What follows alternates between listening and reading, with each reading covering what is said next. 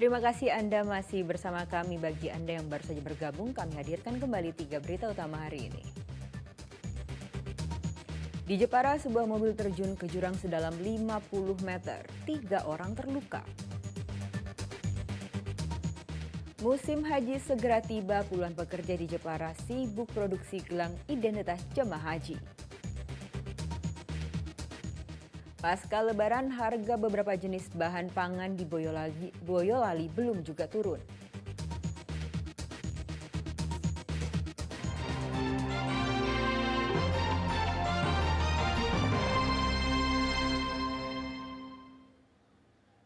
Gelang identitas jemaah haji ternyata diproduksi di Jepara. Pesanan gelang dari Kementerian Agama itu bisa memberikan lapangan pekerja bagi warga sekitar.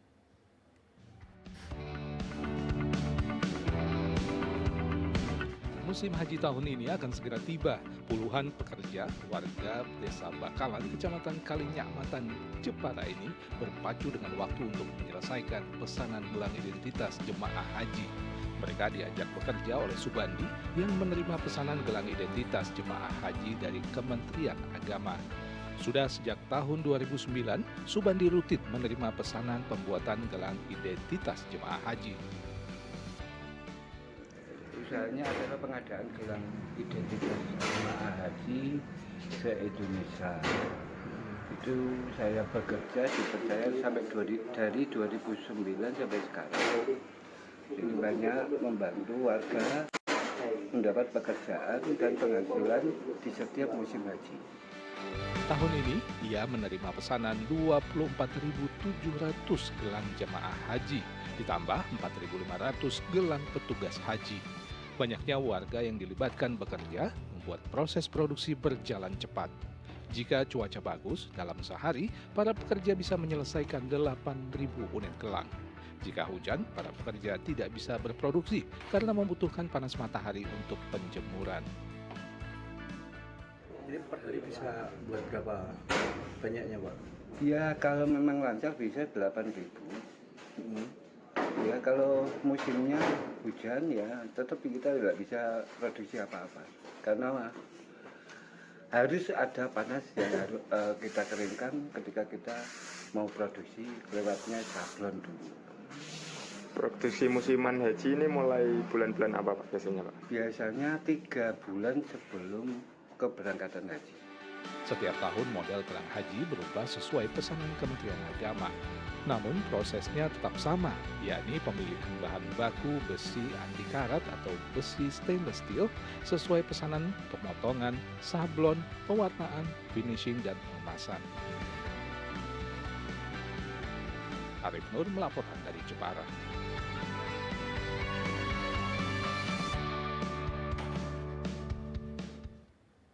Harga bawang merah dan sejumlah komoditas sayur mayur di Kota Tegal terus mengalami kenaikan.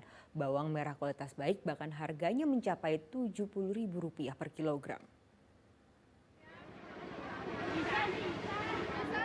Pantauan di Pasar Bandung, Kecamatan Tegal Selatan, Kota Tegal, Senin pagi, harga bawang merah kualitas biasa yang 2 hari lalu masih dijual Rp53.000 per kilogram, kini naik menjadi Rp60.000 per kilogram. Sedang bawang merah kualitas bagus yang sebelumnya dijual di kisaran Rp60.000 hingga Rp65.000 per kilogram, kini naik menjadi Rp70.000 per kilogramnya. Salah satu pedagang sayur mayur di Pasar Bandung, Kota Tegal menyebut terus melonjaknya harga bawang merah pasca Lebaran terjadi akibat pasokan bawang merah di pasaran tidak banyak, menyusul bencana banjir beberapa waktu lalu yang menyebabkan banyak petani gagal panen. Kalau sehabis Lebaran mah yang jelas naik ya, soalnya banyak petani yang nggak di sawah sih, untung bawang rumit. Yang naik apa aja, Bu? Ya sayur-sayur, terutama bawang harganya naik banget. Ada penurunan omset nggak, Bu? Terutama bawang. Ya yang biasa belinya 1 kilo, jadinya belinya seperempat atau seberapa. Selain bawang merah, harga komoditas pangan lain yang tak kunjung turun, yaitu tomat, kol, dan kentang. Tomat masih dijual Rp22.000 per kilogram, padahal harga tomat sebelum naik hanya Rp6.000 saja. Kentang dan kol juga belum turun, Harga kentang dijual Rp10.000 per kilogram dari semula Rp5.000 per kilogramnya, dan kol Rp9.000 per kilogram, naik Rp3.000 dari harga normal. Pedagang memperkirakan dengan kondisi cuaca masih turun hujan saat ini, harga bawang merah dan sayur mayur lainnya dalam beberapa pekan ke depan masih akan terus melonjak. Sugihartono melaporkan dari Kota Tegal. Pasca Lebaran, harga beberapa jenis bahan pangan di Boyolali belum juga turun, mulai dari bawang merah hingga daging ayam masih mahal, bahkan cenderung naik.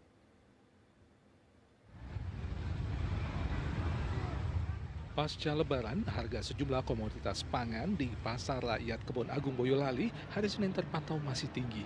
Salah satu komoditas yang mengalami kenaikan adalah bawang merah dan bawang putih.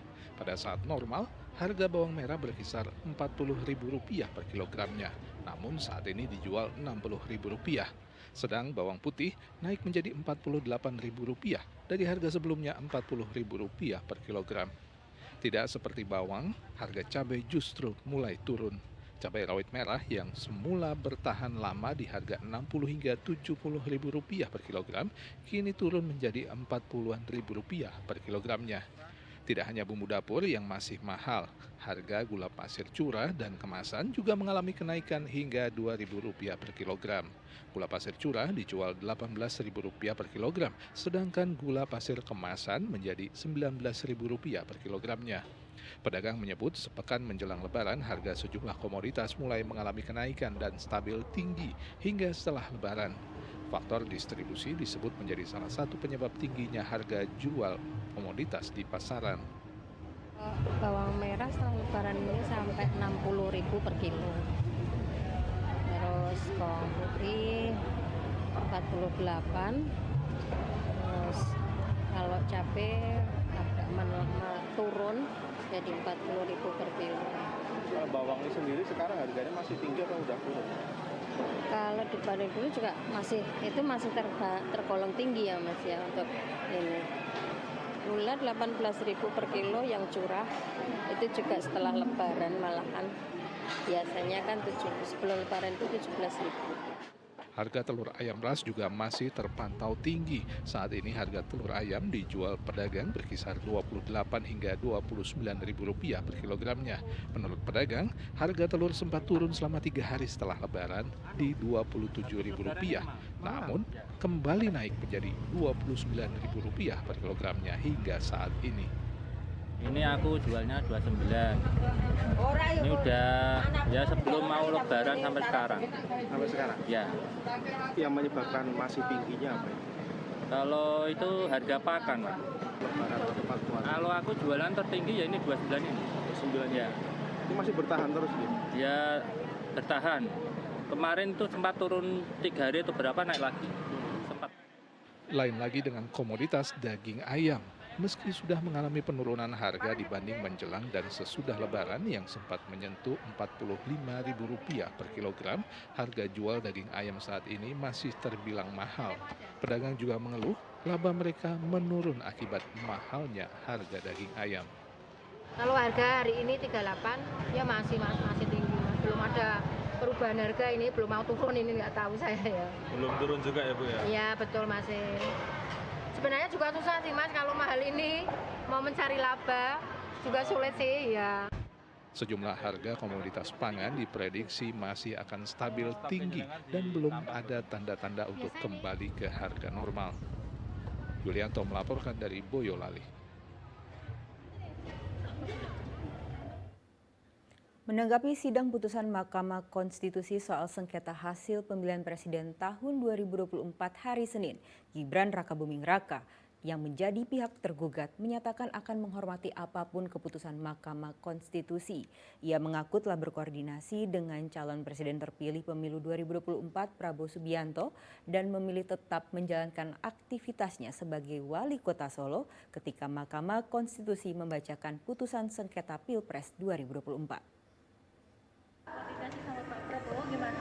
Udah kemarin itu sama arahan beliau ya, kita tetap berkantor seperti biasa saja. Artinya lah dari Prabowo Gibran diwakili tim kuasa hukumnya semua ya? Sudah ya.